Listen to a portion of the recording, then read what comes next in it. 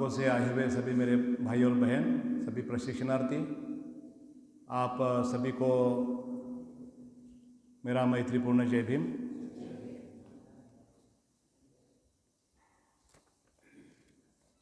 आज आप सभी के सामने बोधिसत्व की जो 4 प्रतिज्ञा है उसकी जो श्रृंखला का ये आखिरी प्रवचन है। अभी तक हमने 3 जो बोधिसत्व की जो प्रतिज्ञा है उस पर हमने बहुत ही अच्छी तरह से इस श्रृंखला के या प्रवचन के माध्यमों से हमने इसकी विशेषताएं जानने की हमने कोशिश की और इस प्रतिज्ञाओं पर बहुत सारे जो 3 लोगों ने इस पर अपना भाष्य किया है और पिछले पूर्णिमा के दिन मैंने तीसरी प्रतिज्ञा पर मैं स्वयं उस पर भाष्य किया था और आज मैं फिर आपके सामने उपस्थित होते हुए और इस आखिरी प्रतिज्ञाओं पर कुछ मार्गदर्शन करने के लिए मैं आपके बीच में उपस्थित हूँ। इसका मुझे बहुत ही अच्छा लग रहा है। मुझे खुशी हो रही है कि आपके सामने, आपके समक्ष उपस्थित होते हुए, आपके साथ वार्तालाप करते हुए निश्चित रूप से मुझे आनंद हो रहा है। ब्रह्मचारी आलोक कीर्ति इन्होंने कुछ चंद शब्द मेरे परिचय के रूप में रखा है, इसलिए मैं उनका धन्यवाद मानता हूँ। मित्र होने का ये बहुत बड़ा, हमेशा ही प्रसन्न करने वाली बात निर्माण होती है और जिस प्रकार उन्होंने शब्दों को रखा है इसलिए मैं उनको धन्यवाद देते हुए मेरे प्रवचन को मैं शुरुआत करता हूँ।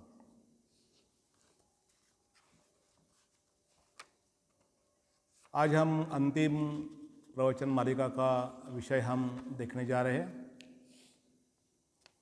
और वैसे देखा जाए तो ये जो 4 जो प्रतिज्ञाएं हैं ये बोधिसत्व की प्रतिज्ञाएं हम देख रहे हैं और उसका जो सीधा संबंध अगर हम देखना चाहते हैं या पढ़ना चाहते हैं, सुनना चाहते हैं या अभी तक हमने जो सुना है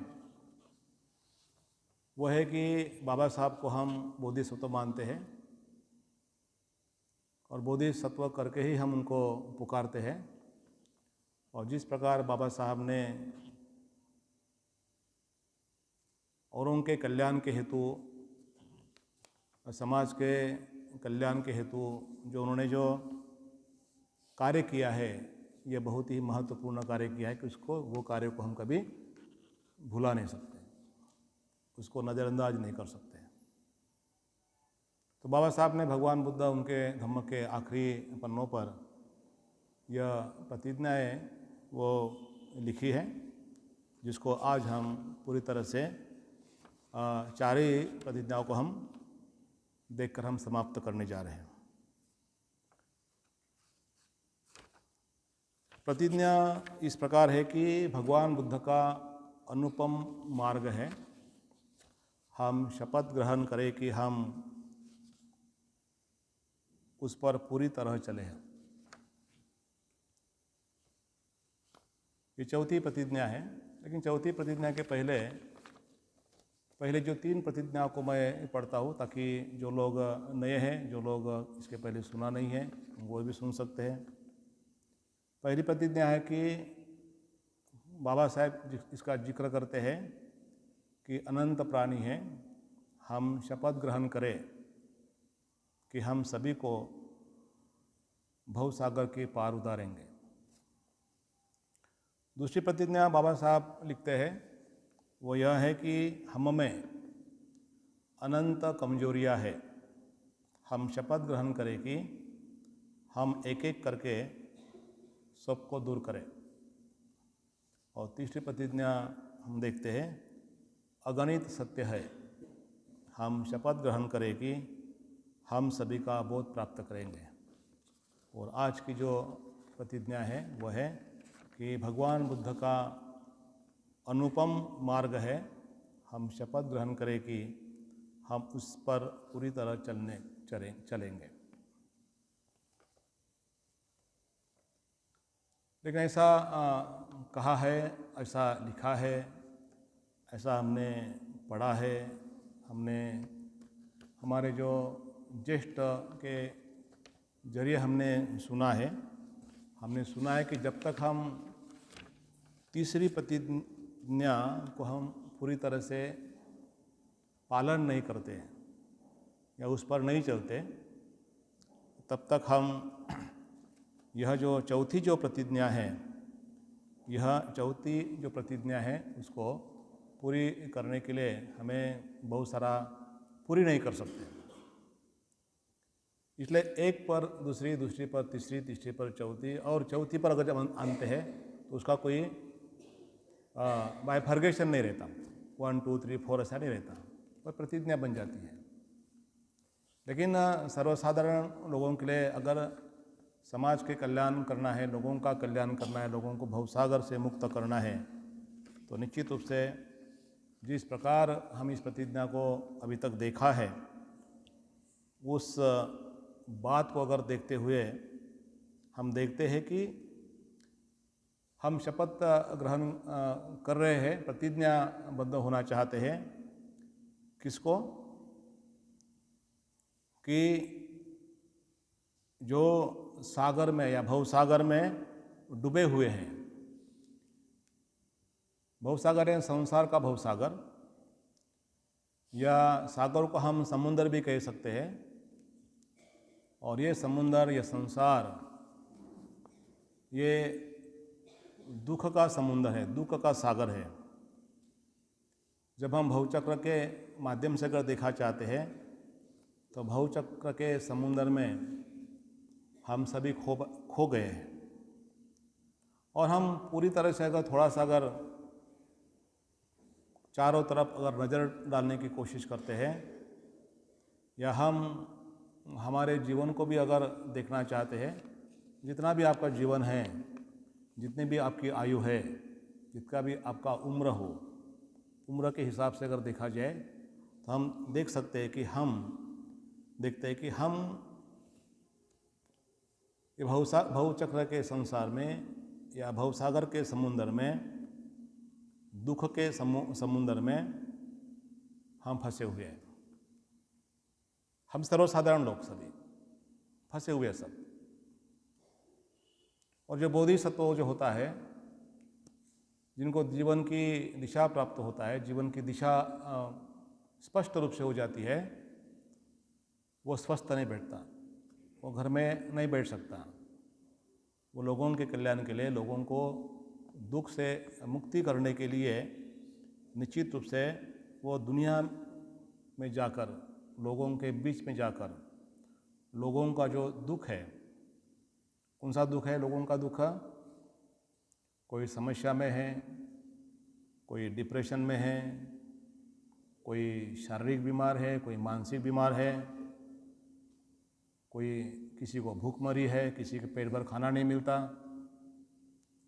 किसी को आर्थिक संकट है, और बहुत सारे समस्या अगर देखा जाए तो बहुत सारे जो लोग हैं कुछ ना कुछ समस्याओं में, यहाँ हर इंसान, हर व्यक्ति, हर महिला, हर पुरुष देखा जाए, अगर पूछा जाए सबको, क्या मैं दुखी हूँ,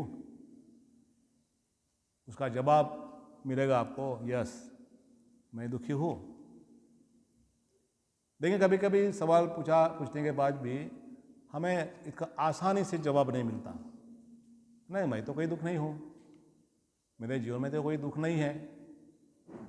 लेकिन जैसे जैसे हम हमारे जीवन यापन करते चलते हैं तो हर क्षण पर हम, या जब चलते हैं हर कदम पर हमें दुख का अनुभव होता है। क्योंकि हम जब दुनिया में चलते हैं तो निश्चित रूप से ऐसा पता चलता है कि हम निश्चित रूप से बहुत बार देखा जाए तो मानसिक चिंताओं से, ग्रस्त होते हैं। कभी कभी सब कुछ होने के बावजूद भी अकेलेपन का डर होता है। परिवार के कभी कभी सदस्य छोड़ चले जाते हैं, वो डर रहता है। और बहुत बार देखा जाए तो हम कुछ ना कुछ कारण की वजह से हम डरे हुए होते हैं। और इस ऐसे दुखी लोगों को, ऐसे भयग्रस्त लोगों को, ऐसे बीमारग्रस्त लोगों को, जो मानसिक रूप से समस्या में ग्रस्त ऐसे लोगों को ऊपर उठाने का काम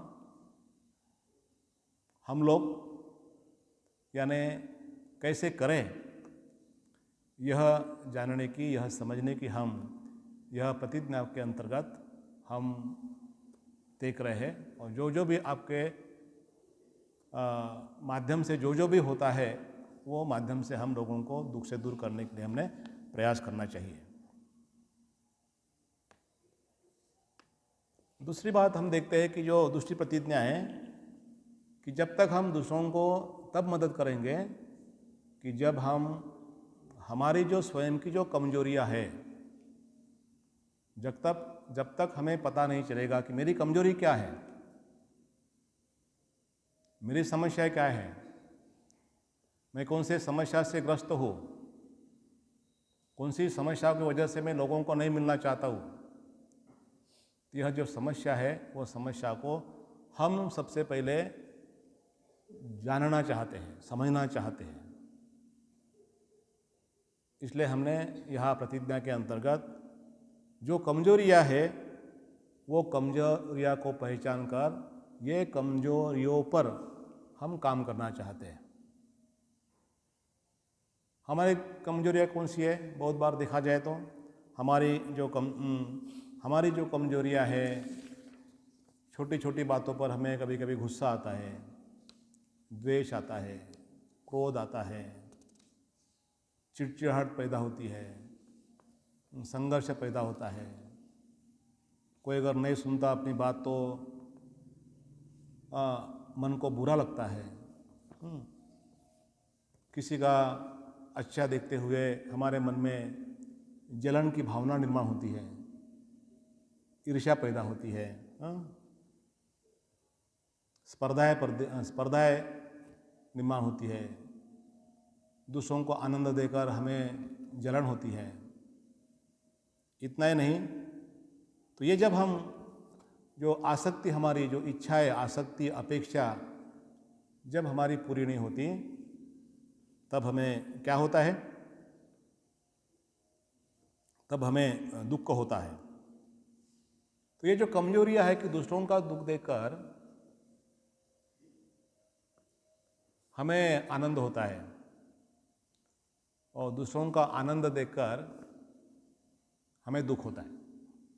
दूसरों का दुख देकर हमें आनंद होता है और दूसरों का आनंद देकर हमें दुख होता है। इस प्रकार की भावनाओं से ये हमारी कमजोरी है, मन की कमजोरी है, ये हमारे मन की अपरिपक्वता का लक्षण है। तो ये जो कमजोरी है, ये कमजोरी को जब तक आप नहीं पहचानेंगे तब तक आपके मन में परिपक्वता कैसे निर्माण हो सकती है। और यही परिपक्वता निर्माण करने के लिए हम कौन हैं, हम कौन हैं और हम क्या बनना चाहते हैं, तभी बनना चाहेंगे आप कि आप कौन हैं ये अच्छी तरह से नकारात्मक या सकारात्मक ढंग से आप जानना चाहते हैं। जब जानते हैं, जब समझते हैं कि मैं अमुक अमुक हूँ, मैं इस कमजोरियों से बना हूँ, और यही कमजोरियों को कार्य करने के लिए हम त्रिरत्न बौद्ध महासंघ 2 प्रकार की ध्यान साधनाएं आपको हमेशा नियमित रूप से करने के लिए बताते हैं कि जिसके माध्यम से हम हमारे व्यक्तिगत मन के संपर्क में आएंगे और हमारी जो कमजोरियां है उसको हम धीरे धीरे पहचान कर उसको दूर करने की हम कोशिश करेंगे। लेकिन बहुत बार हम इससे फेल हो जाते हैं और हम दैनंदिन जो जीवन में जो इस प्रकार का सराव करने की जो बात करते हैं वो सराव नहीं करते हैं। धीरे धीरे जिस प्रकार संसार चल रहा है वो संसार में हम मशगूल होते हैं और हमारी जो कमजोरियां हैं ये कमजोरियां हमें दिखती नहीं। तो भाइयों और बहनों, ये बहुत ही महत्वपूर्ण है कि बाबा साहब के शब्दों में अगर कहा जाए, मन की शुद्धि बहुत ही महत्वपूर्ण है और मन की शुद्धि के लिए ध्यान साधना करना और ध्यान साधना करने के पश्चात वो ध्यान साधना के माध्यम से हमारा उसका व्यवहार में उतार के लाना ये बहुत ही महत्वपूर्ण है। लेकिन बहुत बार हम जब तक हम स्वयं ही कमजोरी को नहीं पहचानेंगे तो निश्चित रूप से हम दूसरों को मदद नहीं कर सकते हैं। इसलिए हम साधना का सराव हम हमेशा करते रहेंगे, ऐसी मैं उम्मीद करता हूँ। और आगे बढ़ते हम कि हम तीसरी जो प्रतिज्ञा हम देखने की हमने कोशिश की है कि अगणित सत्य है। हम शपथ ग्रहण करें कि हम सभी का बोध प्राप्त करें। अगणित सत्य यानी क्या है? अगणित सत्य आप किसको कहेंगे?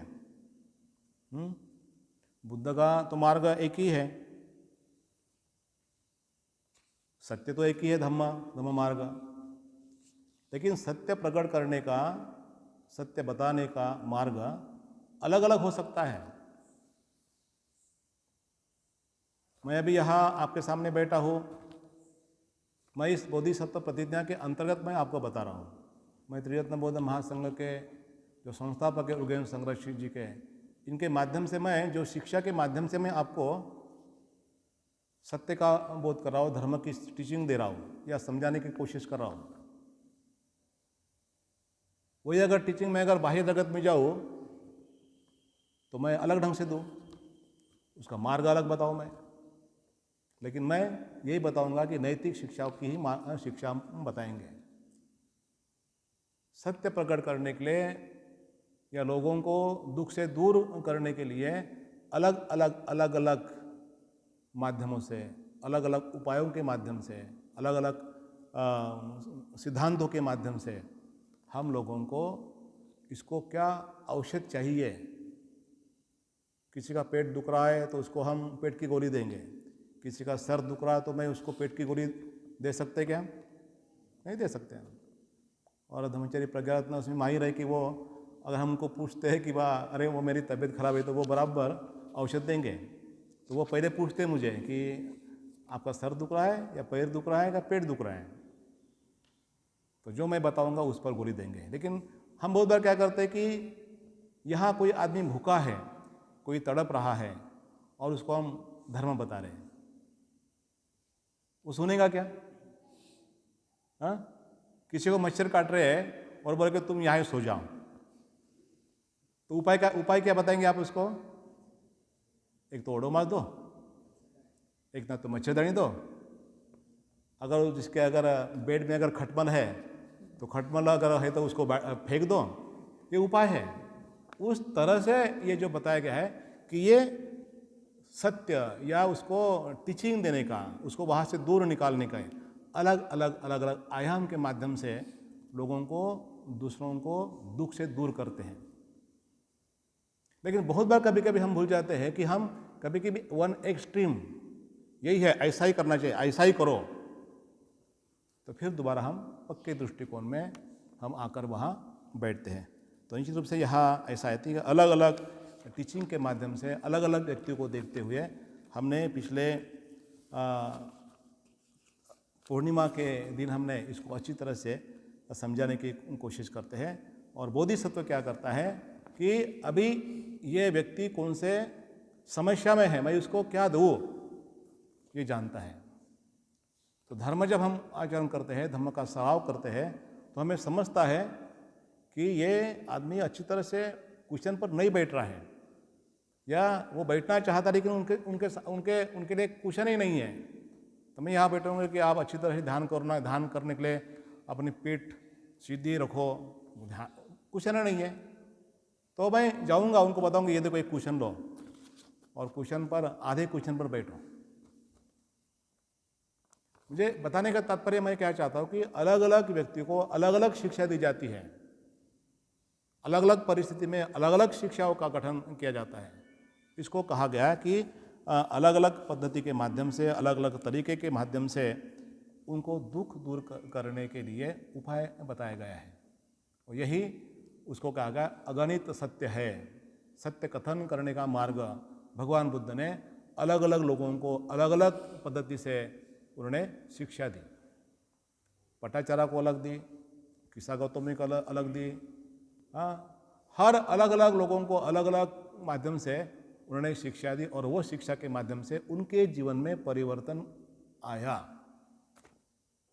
महत्वपूर्ण क्या है कि अलग अलग माध्यम से आप उसको बता सकते हैं। समझो कि आपको कामठी जाना है और मोहम्मद अली पेट्रोल पंप के बाजू में बहुत जाम हो गया और आप कहेंगे कि नहीं मैं जाऊंगा तो वहाँ से जाऊंगा, तो बोलते दूसरा व्यक्ति आकर बोलता है ऐसा करो, भिलगांव से एक रनाड़ा मार्ग जाता है, वहाँ से जाओ, आप वहाँ पहुँच सकते हैं। तो इस ढंग से आपको जो मार्ग जो खुला करना, बताना, ये मार्ग से नहीं तो इससे करो, ये नहीं तो ऐसा करो, इस माध्यम से हम ये कहा कि जो तीसरी जो प्रतिज्ञा है उसको ऐसा कहा गया है। और चौथी जो प्रतिज्ञा यहाँ हम आप देख रहे हैं वो बहुत ही महत्वपूर्ण है कि भगवान बुद्ध का अनुपम मार्ग है, हम शपथ ग्रहण करें कि हम उस पर पूरी तरह चलेंगे। 3 प्रतिज्ञा के पश्चात हम यहाँ आकर देखते हैं कि ये बहुत ही महत्वपूर्ण है कि हम यहाँ चलने की बात करते हैं। अतुलनीय अनुपम मार्ग है, कोई कंपैरिजन नहीं, अतुलनीय कोई कंपैरिजन नहीं, कोई तुलना नहीं, सर्वश्रेष्ठ मार्ग है। किसका? भगवान बुद्ध का सर्वश्रेष्ठ मार्ग है, जिसको कोई तोड़ नहीं, जिसको कोई जोड़ नहीं, पूरी तरह से एकदम स्वतंत्र तरीके से दुनिया में सबसे श्रेष्ठ तरीके से श्रेष्ठ धर्म है कि अगर उसको आप अपनाते हैं तो निश्चित रूप से आप उस पर चलने के लिए पूरी तरह से स्वतंत्र रूप से या चलना चाहते हैं, जो आप साध्य करना चाहते हैं, मानो जो आपका जो दुख है वो दुख से मुक्ति करना चाहते हैं, तो निश्चित रूप से आप उसको पूरी तरह से चल सकते हैं। क्योंकि बुद्ध का मार्ग अतुलनीय है, दूसरा कोई तोड़ नहीं है, तुलना नहीं की जा सकती। तो इसलिए हमने यहाँ एक देखना चाहिए कि हमने कार्य करना चाहिए, चिंतन करना चाहिए। जब हम बुद्ध से मिलते हैं, अभी तो बुद्ध से शारीरिक रूप से तो बुद्ध के नहीं मिलते हैं, लेकिन बुद्ध की जो धम्मकाया है, बुद्ध ने जो अपने 45 साल बुद्ध ने जो शिक्षा दी, टीचिंग दी, उपदेश दिया, अलग अलग कॉन्टेक्स्ट में, अलग अलग परिस्थिति में, अलग अलग लोगों को, वो टीचिंग के माध्यम से हम बुद्ध से मिलते हैं, धम्म के माध्यम से बुद्ध को मिलते हैं। और धम्म कौन पढ़ाते हैं? हम लोग, संघ। हम ही पर्याप्त नहीं है, जो भी संघ है, जो आर्य संघ के सदस्य होंगे, जो भी दुनिया में जो कमिटेड लोग हैं, जिनको थोड़ी सी जानकारी है, जो आचरणशील है, जो संघ है, वो संघ क्या करते हैं? वो टीचिंग पढ़ाते हैं, धर्म की टीचिंग पढ़ाते हैं संघ, और वो बुद्ध का दर्शन करते हैं। और तब हमें पता चलता है कि वाह, अद्भुत, कितना श्रेष्ठ है, कितना उच्च है, कितना पवित्र मार्ग है। ये सत्य जानने के पश्चात मुझे ऐसा लगता है कि जीवन का अर्थ मिला। यही तो मैं चाहता था, ये तो मैं चाहती थी।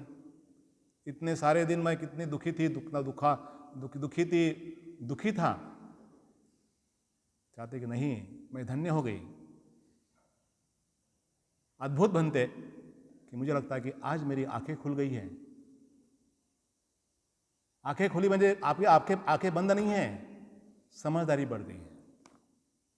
आप जिस प्रकार कुछ वस्तुओं को लेकर, चीज़ों को लेकर आप चलते थे, वो चीज़ों को देखने का जो दृष्टिकोण था, चीज़ों को समझने की जो आपकी जो अंडरस्टैंडिंग थी, समझ थी, वो अंडरस्टैंडिंग में निश्चित रूप से आपकी वृद्धि हो गई, विकास हो गया। आपकी जो मर्यादित सोच थी, वो मर्यादित सोच बदल गई। और हम देखते हैं कि उस प्रकार हम देखते हैं कि ये सोच, मैं सुबह इस सोच के बारे में ही सोच रहा था। जितने भी लोग यहाँ बैठे हुए हैं, जितने भी कई भी लोग यहाँ बैठे हुए हैं और अन्य ऑनलाइन में भी हैं, बुद्ध का धर्म अगर बाबा साहब ने नहीं दिया होता, इतना श्रेष्ठ धर्म नहीं दिया होता, जहाँ स्वतंत्रता है, जहाँ समानता है, जहाँ भाईचारा है, क्या आप हमारी आज पहचान होती? आज मैं आपसे मिल सकता था? क्या मैं आपसे आप मुझे मिल सकते थे? नहीं। धर्म के माध्यम से सभी मनुष्य मात्र समान है, चाहे कोई राज्य का हो, कोई स्टेट का हो, कोई धर्म का हो, कोई जाति का हो, काला हो, गोरा हो, ऊंचा हो, छोटा हो। जिसको मन है और मन के माध्यम से वो आदमी अगर अपनी कार्यविधि को देखते हुए अगर वो ऊंचा होना चाहते हैं तो निश्चित रूप से वो आदमी अपने जीवन में प्रगति ला सकता है। तो यही भाई और बहनों कि हम इसको थोड़ा सा आगे बढ़ाते हैं। क्यों ऐसा कहा गया कि भगवान बुद्ध का ये जो मार्ग है अतुलनीय अनुपम मार्ग है, श्रेष्ठ है, कोई तुलना नहीं कर सकते हैं। अभी हम कुछ महीने पहले हम शिविर को गए थे, मेरे साथी थे, और भंते संगरक्षित जी कि जो इस त्रिरत्न बौद्ध महासंघ के संस्थापक हैं और त्रिरत्न बौद्ध महासंघ के माध्यम से या भंते जी के माध्यम से हम कम से कम ये पढ़ने लगे, जानने लगे, समझने लगे, और हम पढ़ते हैं ग्रंथों में और बहुत सारी जो बातें अगर देखते हैं कि अंधेरा था उसको प्रकाश मिल गया, जो उल्टा था, जो उल्टा चल रहा था वो सीधा चलने लगा, जो बैठा था वो खड़ा हो गया, जो खड़ा था वो खड़ा ही रह गया, जो चलते रहा था वो चलते रह गया, है ना। ऐसा पढ़ते ना हम। इसका मतलब क्या है? इसका मतलब यह है कि बुद्ध को देखकर, बुद्ध की गतिविधियों को देखकर, बुद्ध की सभी जो गतिविधियों को देखकर, बुद्ध का प्रत्यक्ष अस्तित्व देखते हुए सभी लोग प्रभावित होते थे। प्रत्यक्ष उदाहरण, अंदर एक बाहर एक नहीं, कंप्लीट परिपूर्ण शुद्ध व्यक्तित्व, वो व्यक्ति अगर हमारे सामने आता है तो हमें पता चलता है कि ऑटोमेटिक उनके वलय में, उनके सकारात्मक वलय में, दायरे में आकर हम भी सकारात्मक हो जाते हैं। जिस प्रकार ये उदाहरण जचता ही नहीं जचता, आप मुझे बाद में बोल सकते हैं, जिस प्रकार कि अगर वहाँ भी बैठे हैं, यहाँ का लाइट लगा दिए तो आपको प्रकाश मिलता है। लाइट तो यहाँ लगता है ना, लेकिन प्रकाश दूरी पर पहुँचता है, वहाँ बैठा भी उसको भी प्रकाश मिलता है। उस प्रकार सकारात्मक आदमी का, उच्च आदमी का, श्रेष्ठ आदमी का व्यक्तिगत जो वलय उनका है, परिशुद्धता का वलय अन्य लोगों पर पड़ा। लेकिन भंते संरक्षित 3 बातों का बहुत बड़ा जिक्र करते हैं, और वो जिक्र ये है कि ऐसा मानो, ऐसा लग रहा है कि मैं कई सालों से कर्जे में डूबा हूँ, कर्जे में डूबा हुआ था। और कर्जे में डूबा हुआ व्यक्ति कैसा होता है? कर्जा तो लेते समय बहुत अच्छी तरह से आनंद से लेते ना हम, अरे देव यार मुझे बहुत बड़ी आवश्यकता है, कितनी आवश्यकता है, आप मेरे दोस्त हैं, कितने सालों से हम अच्छे दोस्ती है, हमारे पारिवारिक रिश्ते, हमारे माँ बाप के भी रिश्ते थे।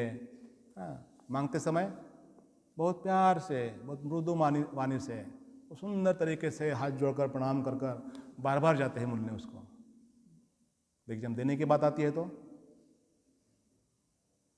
देते हैं क्या हम बराबर? नहीं। शब्द का हम पालन नहीं करते हैं, देते नहीं। कर्ज चुकाते समय हम कभी कभी नहीं होता, लेकिन वो कर्ज हमारे मन पर, हमारे सर पर रहता है। हम हमेशा विचार चक्र में रहते हैं, अरे मैंने नहीं दिया, वो इस गली से आएंगे क्या, उस गली से आएंगे, आप फ़ोन मांगे फ़ोन करेंगे क्या, हमेशा हमारा जो विचार चक्र चालू रहता है। हम स्वस्थ नहीं बैठ सकते। जो लोग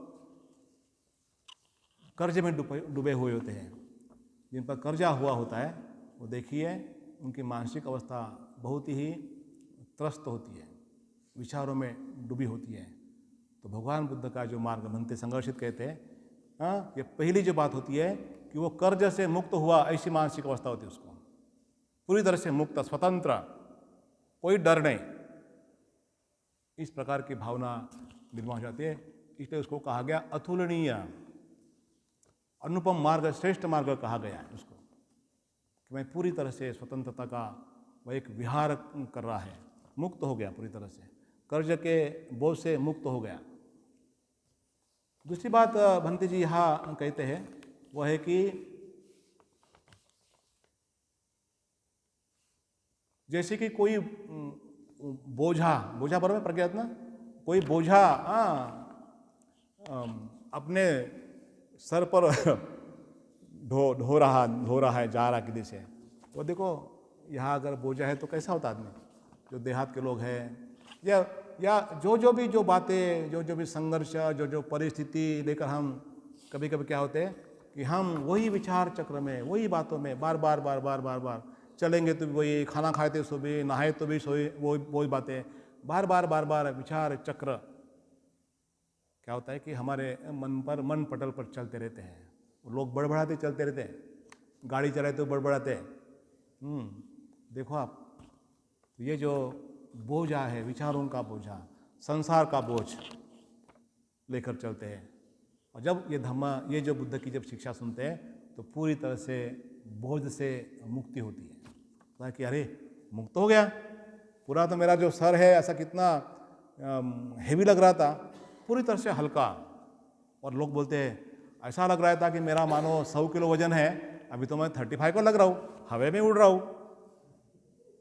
क्यों? आपका मन पूरी तरह से ये बोझ से चला गया, विचार चक्र से पूरी तरह से मुक्त हो गए। और ये किमया, इस प्रकार की धर्म देशना कौन दे देते हैं? भगवान बुद्ध का धर्म देता है। और बनते संघर्षित ने ये बातें बताई है कि धर्म सुनने से, धर्म आचरण करने से आप कर्जा से मुक्ति होने के पश्चात वो आदमी की मानसिक अवस्था कैसी होती है। जो बोझ आप जो बड़े चिंता का जो बोझ आप लेकर चल रहे हैं, कुछ समस्या लेकर आप चल रहे हैं, जब आप किसको बताते हैं तो आप पूरी तरह से मुक्त हो जाते हैं। दूसरी बात बताए। और तीसरी बात बनते यहाँ कहते हैं कि जो बंदीवान है, जो जेल में है, जब वो जेल से छूटता है तो उसको कितना आनंद होगा बताओ? उसको भी आनंद होता है और परिवार को भी आनंद होता है ना। तो बहुत बार कभी कभी हम संसार के जेल में बंद होते हैं। बेटी अपने माँ बाप के जेल में बंद होती है, बीवी अपने पति के जेल में बंद होती है, पति पत्नी के जेल में बंद होता है। पूरा संसार अगर देखा जाए तो हम देखते हैं कि कोई ना कोई किसी के बंधन में, किसी के कोई बंधन के जेल के दीवारों में निश्चित रूप से वह बंधा हुआ होता है, जंजीरों से बंधे हुए होते हैं। भले ही हम ऐसे घूम रहे हैं, शेर के जैसे, शेरडी के जैसे घूम रहे हैं, हाँ, लेकिन देखा जाए तो एक पैर उसका संसार में बंधा हुआ है। तो जब बुद्ध की जब शिक्षा सुनते हैं तो वो व्यक्ति अपनी जंजीरें तोड़ देता है, जेल की जंजीरें तोड़ देता है, संसार की जंजीरें तोड़ देता है। संसार में रहता है, लेकिन संसार के रहने के बावजूद भी ऐसा लगता है कि बुद्ध की शिक्षा के माध्यम से, बुद्ध के शिक्षा से, धम्म की शिक्षा से उनका जो ये जो बंदीवान जो जीवन है, वो बंदीवान जीवन मुक्त होता है। इतनी महत्वपूर्ण शिक्षा बनते संघर्षित जी ने भगवान बुद्ध के धम्म से लेकर सर्व मनुष्य मात्र को उन्होंने बताई है। और निश्चित रूप से कई करोड़ों लोगों को, मैं त्रिरत्न बौद्ध महासंघ के माध्यम से नहीं मैं कह रहा हूँ कि जो भी लोग बुद्ध की शिक्षा अपना रहे हैं और उस पर चलने की कोशिश कर रहे हैं, वो निश्चित रूप से अपने जीवन में एक प्रकार का आनंद, एक प्रकार का समाधान, एक प्रकार की खुशी, एक प्रकार का मनुष्यपन, मनुष्य जीवन जीने की निश्चित रूप से वो कोशिश करते हुए हम देखते हैं। इसलिए हम ये चाहते आगे जाते हैं कि इस प्रकार हम देखते हैं कि सूत्त निपात में जो प्रधान सूक्त है, हाँ, वो प्रधान सूक्त में भगवान बुद्ध जब बुद्धत्व प्राप्त होने का था, बुद्धत्व की जब प्राप्ति नहीं हुई थी, तब ये प्रधान सूत्र में बहुत अच्छी तरह से वर्णन किया है। और प्रधान यानी प्रयास करने, प्रयत्न करना, है ना। और उसमें कहा गया कि ये जो प्रधान सूत्र भगवान बुद्ध अपना वर्णन करते हैं, उसमें जब साधना कर रहे थे या संबोधि की प्राप्ति जब करने के लिए अपने निश्चय किया था, ये जो उनकी जो सेना है, उनकी जो मार सेना है, ये मार सेना ने आक्रमण किया था। हम भी जब ध्यान साधना करते हैं तो हमारी भी सेना होती है। उठ, मच्छर काट रहा, उठ, ठंडी बज रही है, उठ, नींद आ रही है, क्यों जाते हैं? सो जाओ ना, क्या होता है? हाँ, थोड़ा सा भी लगता है अरे मुझे लग गया यार, मैं भी ध्यान साधना। ये हमारी मार सेना है। आपको आगे जाने के लिए, आपको वहाँ विहार को जाने के लिए, या आपका एक पवित्र जीवन जीने के लिए रोकती है। इसको मार कहा गया है। मार की कोई बाहर की सेना नहीं है। मन में निर्माण होकर अपने ही विचार, अपने ही नकारात्मक विचार, वो अपने आप को रोकती है, वो सेना, उसको कहा गया मार। बाहर से मार नहीं आता कोई। जो भी हमने सुना है, जो भी हमने देखा है, जो भी हमने विचार किया है, वो सभी बातें जब हम जब एकांत आते हैं तो ये जो मार सेना जो है ना, ये मार सेना अपने को बदलने नहीं देती। लेकिन भगवान बुद्ध ने इस पर उसको विजय प्राप्त किया है। कौन सी सेना है? पहली सेना काम सेना, उसको स्पष्ट नहीं करता मैं, समय नहीं है। दूसरी जो सेना है आरती सेना, अरती सेना कहा गया उसको। तीसरी जो सेना है भूख और प्यास, ये भी सेना है। अगर आपको समय पर खाना नहीं मिला, हाँ, तो कितना ही बड़ा लेक्चर हो, नहीं सुन सकता आप। ये मार है। तृष्णा सेना है। आलस्य या ध्यानमिद्द ये सेना है। भीरुपन यह सेना है। शंका यह सेना है। ईर्ष्या यह सेना है। तथा जड़ता यह सेना है। तो इस प्रकार की बातों पर भगवान बुद्ध ने, सिद्धार्थ ने इस मार सेनाओं के माध्यम से, इस मार सेनाओं पर उन्होंने कार्य किया और मार सेना को, ये मार को उन्होंने नष्ट कर दिया, उसको उन्होंने ख़त्म कर दिया। बड़ी नहीं पड़े। कितने भी अरे उठो ना यार, तुम क्यों यहाँ बैठे, भूख लगी है, जाओ उठो, खाना बहुत कम है, उठो। उड़ गए, मार जीत गया। मार का काम तो यही ना, मार का काम यही है कि जो आप करना चाहते हैं वो करने में आपको बाधा निर्माण करना, ये मार का मुख्य कार्य है। अच्छे कार्य करने के लिए निकले, या आप अपनी मानसिक अवस्था को अच्छे अगर करने निकले, तो मार वहाँ आता है।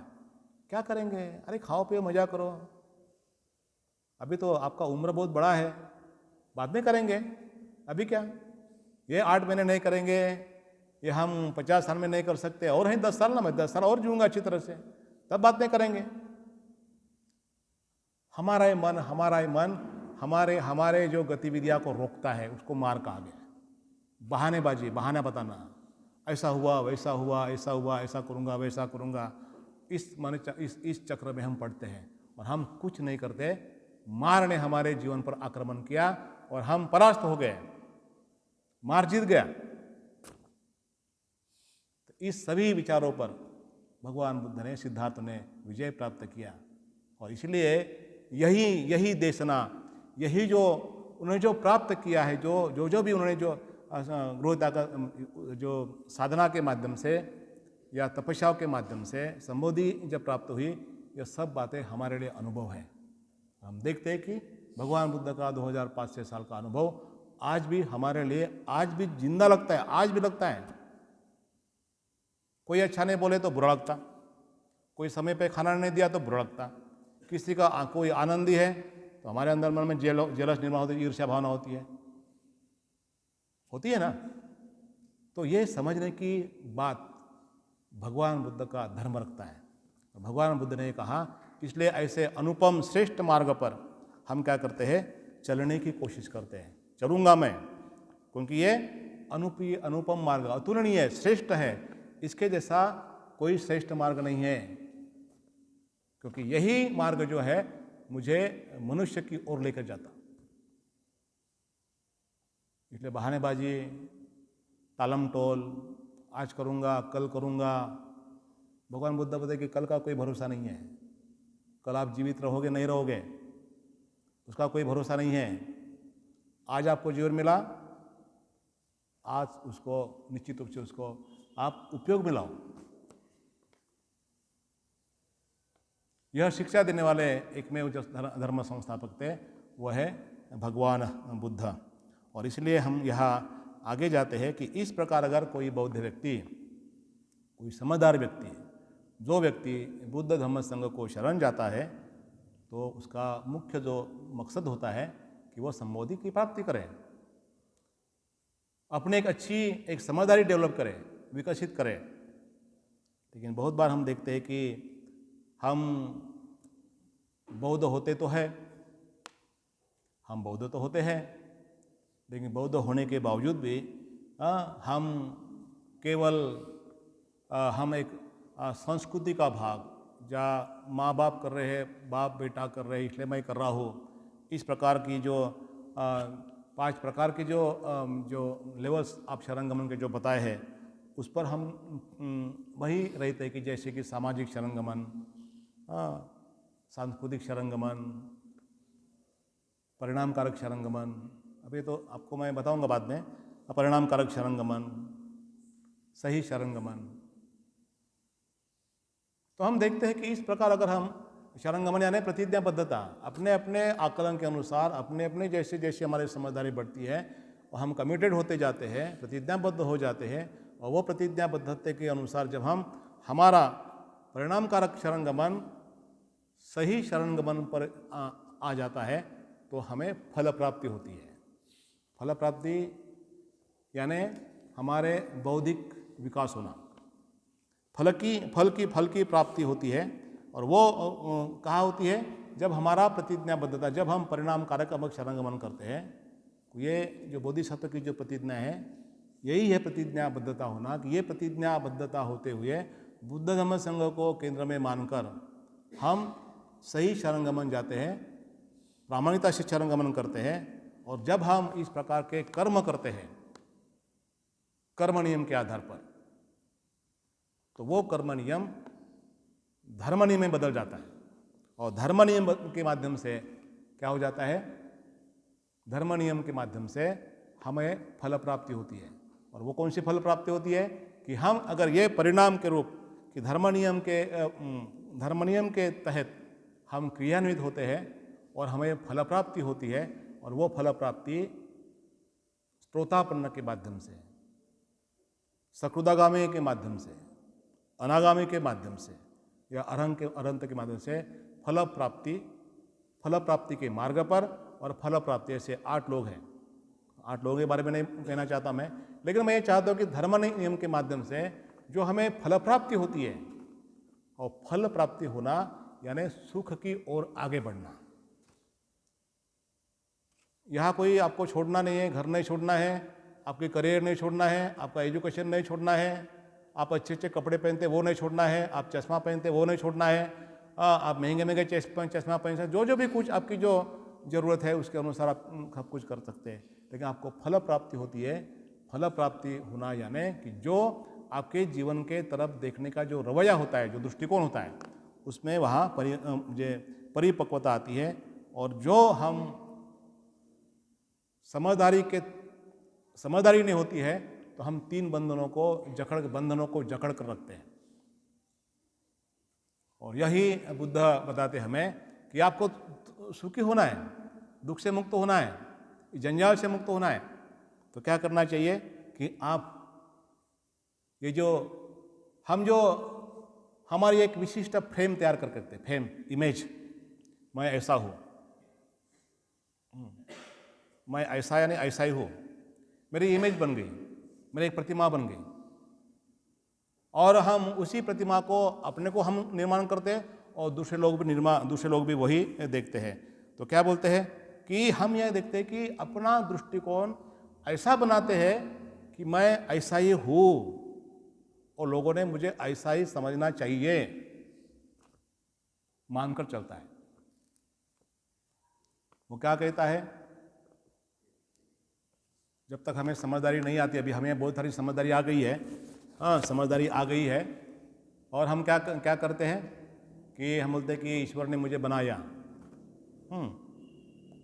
उसकी मर्जी से सब कुछ चलता है, नसीब में जो जो लिखा है वो होता है। और इस प्रकार की अगर बातें हम लेकर अगर मन पर इस प्रकार की बातें लेकर अगर हम चलते हैं तो आपका विकास का मार्ग, परिवर्तन का मार्ग आगे जाएगा कि रुकेगा? रुकेगा, क्योंकि आपने भरोसा किया उस पर, और आपने भरोसा किया कि इसमें जो लिखा है ना वो कोई नहीं बदल सकता। लेकिन बुद्ध ने कहा, उसको तोड़ दिया, मूर्ख कह के, अरे उठ, मैं बदल गया सब कुछ करके, तो तू क्यों नहीं बदल सकता? बुद्ध ने मनुष्य को मनुष्यत्व की जानिव निर्माण करके दिया कि आप भी मेरे जैसे बुद्ध बन सकते हैं। इतना कॉन्फिडेंस, इतना आत्मविश्वास निर्माण करके दिया। कोई भी दुनिया में धर्म संस्थापक इस प्रकार की आत्मविश्वास निर्माण नहीं करके दिया है। ये बुद्ध का अलगपन है, ये बुद्ध की अलग विशेषता है। और यही बात बुद्ध ने कहा कि जब आपको इस प्रकार की बातें लगता है कि मैं अब उठूं, मैं चलूं, आप चल सकते हैं। कोई तो एक पिक्चर आया था ना आमिर खान का, वो चलना, उसको चलो उसको चलता हुआ, वो चलता है वो ना, तारे जमीन पर। बहुत बार हम क्या कहते, नहीं मुझे पैर नहीं है, मुझे ये नहीं है, मुझे कुछ नहीं है, मैं नहीं चल सकता, नहीं जा सकता हो, मेरे चप्पल ही नहीं है, मुझे शूज़ भी नहीं है। सामने वाला देख रहा था, उसको 2 पैर भी नहीं है, वो अच्छी तरह से चल रहा। वो देखकर उसके दुख दे, अरे मैं तो मेरे लिए रो रहा था, मुझे सब कुछ होने के बाद भी चप्पल नहीं है, उसको तो पैर नहीं है। ये परिवर्तन का मार्ग भगवान बुद्ध ने कहा कि अगर इस प्रकार, अगर नसीब में भी लिखा है, ईश्वर में लिखा है, ईश्वर ने मुझे बनाया, नसीब में जो लिखा होता है और उसकी मर्जी है, तो निश्चित रूप से हम हमारे जीवन में परिवर्तन नहीं ला सकते। ये दृष्टिकोण अगर निकालना पड़ेगा, तब आपके प्रयास को कीमत आ सकती है, अन्यथा नहीं। क्योंकि सब उसको दे देंगे तो आपके हाथ में क्या है, कटोरा ही आएगा, कुछ नहीं आएगा, जीरो। जीरो। तो बुद्ध ने कहा कि नहीं, ऐसा नहीं है, आप भी बन सकते हैं, और आप बन सकते हैं। यही बात भगवान बुद्ध ने हमें बताया, कितनी श्रेष्ठ बात बताई है। इसलिए हम कहते हैं कि यह अतुलनीय मार्ग है, सर्वश्रेष्ठ मार्ग है, अनुपम मार्ग है, कोई तुलना नहीं। ऐसा मार्ग है कि मेरे जीवन का मैं स्वयं स्वामी हूँ, इसलिए उसको कहा गया अत्त दीप भव, स्वयं प्रकाशित होना चाहिए हमने। तो ये मार्ग जो अतुलनीय जो मार्ग है, यह जो बंधन है ना, सत्काय दिट्ठी, ये हमें रोकता है, कर्मकांड रोकता है हमें। कभी कभी मुझे बहुत बड़ा दुख होता है, मैं हंसता हूँ बहुत जरूर, लेकिन लोगों की गतिविधियाँ देखकर मुझे बहुत बड़ा दुख होता है कि बहुत सारे लोगों को इतनी सारी सुविधाएं मिल जाती है। यहाँ की बात नहीं कर रहा हूँ मैं, सुविधाएं मिल जाती है, सब कुछ होता है, लेकिन लोग जो अपने जीवन में जो एक अनुशासनबद्ध तरीके से जीवन जीना चाहिए, ध्यान साधना करना चाहिए, पढ़ाई करना चाहिए, ये जीवन हमारे लिए है, उसको अगर हमारे जीवन में लागू करते हैं तो निश्चित रूप से जो हमारा परिवर्तन का मार्ग रोकते हैं। तो परिवर्तन यहाँ नहीं तो कहाँ नहीं, क्योंकि यही परिवर्तन का मार्ग बुद्ध धम्म से प्रशिक्षण के माध्यम से होता है। तो यही बंधुओं, भाई और बहनों, कि हम व्यक्ति बनकर जो चलना चाहते हैं, वो जो इमेज है हमने वो ख़त्म करना चाहिए। तो ये जो शीलवत परामर्श जो बोलते हैं कि यांत्रिकी पद्धति से जीवन जीना, रूटीनता करना है, वो करना है, बात करेंगे तो भी ऐसे कोई चेतना नहीं। 35 ईयर का आदमी बातें करेंगे तो ऐसा बात करेंगे, काय झालं, कैसे हो, अरे अच्छा बात करो। एनर्जी निर्माण करना चाहिए। बुद्ध ने कहा कि आपके अंदर वीर्य निर्माण होना चाहिए, उत्साह निर्माण होना चाहिए, शक्ति संचार निर्माण करना चाहिए। और ये जो शक्ति है निश्चित रूप से कर्मकांड से नहीं आती, कर्मकांड से नहीं आती है, यांत्रिक पद्धति से नहीं आती है।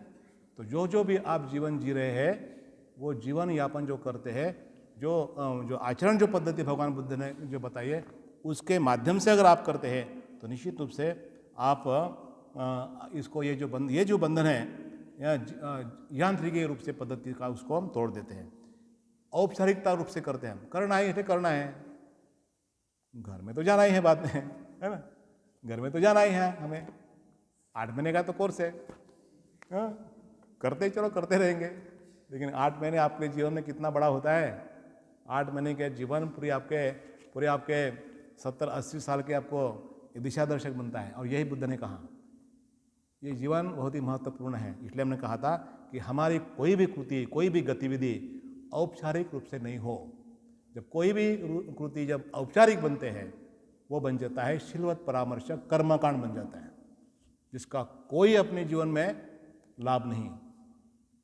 भले ही करे, भले ही आकर बैठे, कोई फायदा नहीं। समूह में आकर बैठते हैं, घंटी बजती, चले जाते हैं। कर्मकांड इसलिए औपचारिकता होती है, इसलिए उसको हम आगे नहीं बढ़ते। ये बुद्ध ने बताया, ये भंते संग्रहित ने बताया, ये बंधन हमें नहीं मालूम थे पहले, लेकिन हम इस आंदोलन के आने की वजह से कि हम भी, हमारी भी जो एक सोच है, विचारधारा, ये विचारधारा बनती रहती, टूटती रहती, बनती रहती, टूटती रहती, क्योंकि ये प्रक्रिया है। और जब तक प्रक्रिया पूरी नहीं होती है, ये प्रक्रिया के अंतर्गत हमें चलना पड़ता है। इसलिए भाई और बहनों, कि हम इस प्रक्रिया को आगे बढ़ाते रहेंगे। और अंत में जो है कि जो विशिक जो इच्छा है, वह है कि विशिक इच्छा ने ऐसा कुछ कहते लोग कि शंका कुशंका, हमारे में नाना प्रकार के शंकाएँ होते हैं, विचार होते हैं, लेकिन उसको हम कहा जाता है कि विभाजित करते हम, विभाजित करने वाली दृष्टि, विभाजित करने वाले विचार। तो ये विशिक इच्छा क्या होती है कि जब आप उसको ऐसे शब्द में देख सकते हैं कि जो हम बहुत बार हम निर्णय लेने के लिए सक्षम नहीं हो, आगे नहीं आते। आपको पता है कि दान देने से खुशी होती है, मैत्री करने से खुशी होती है, आप ध्यान साधना करने से आपका मन जागृत होता है, सकारात्मक होता है, और यह अपनाने से मैं खुश हो जाता हूँ। उसके बावजूद भी आपको लगता है कि नहीं जाना चाहिए। आपके मन में शंका होता है, आपके मन में शंका आता है, आप निर्णय लेने के लिए आप तैयार नहीं होते। कल करेंगे ना, कल करेंगे, अभी तो हमारे पास बहुत कुछ समय है, कल करते हैं, ऐसा टालते हैं।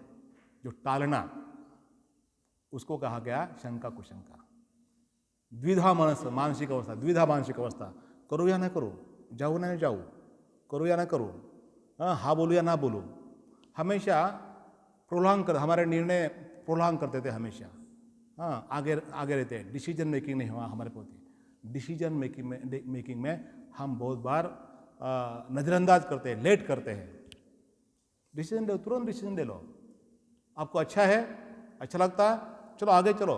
इस प्रकार अगर बात करते हैं तो निश्चित रूप से हम यह जो हमारा जो स्वभाव जो बना हुआ है डाउटेबल नेचर,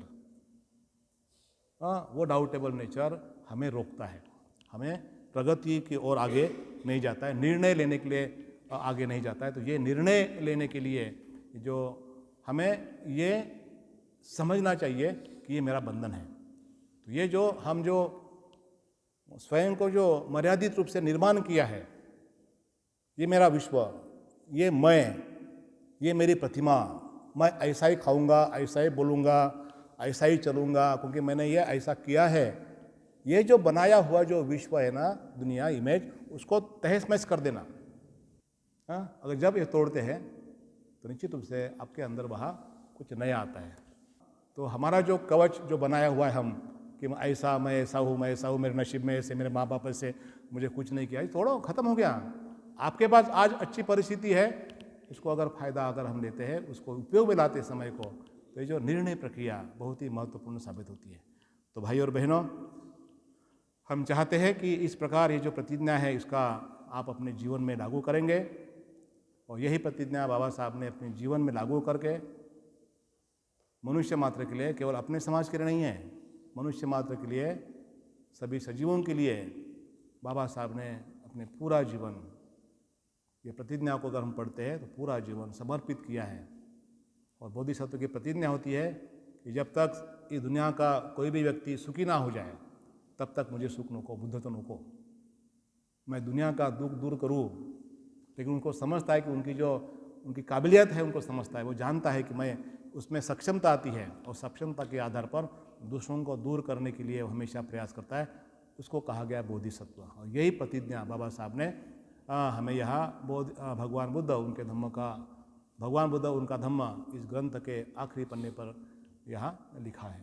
तो आप लोगों ने सुना है, इसलिए मैं आपका धन्यवाद देता हूँ। मैं यहाँ मेरे शब्द को पूर्ण विराम देता हूँ और धन्यवाद सबका। जय भीम।